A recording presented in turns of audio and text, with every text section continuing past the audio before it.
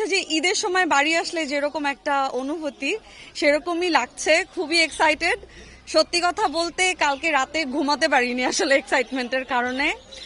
আর হচ্ছে আমি একবারেই সব কথা আসলে বলে ফেলতে চাই।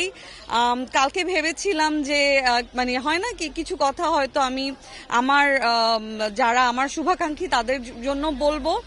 তো আমি এত কষ্ট করে আসলে মানে কাজের আমি আমার দুইটা প্রফেশন, আমি একজন অ্যাক্ট্রেস এবং অ্যাট দ্য সেম টাইম আমি এখন কর্পোরেট একটা জব করছি। সবকিছু মিলিয়ে আসলে আমি কিন্তু খুব ব্যস্ততার মধ্যে আছি। সবাই কি বলে এটা তো একটা ছুটি, তো এই ছুটির সময়টাতে যদি বাসায় থাকতে পারতাম, রেস্ট নিতে পারতাম, নিজের মতো করে কাটাতে পারতাম, কিন্তু নিজের দায়িত্ববোধ থেকে দেশের জন্য যদি একটা ভোট যদি আমার কাঙ্ক্ষিত প্রার্থীকে যদি মানে বিজয় নিয়ে আসতে পারে, শুধুমাত্র এই দায়িত্ববোধ থেকে এই এখানে আসা, শরীয়তপুরে আসা, আমার শিকড়ের টানে আসা,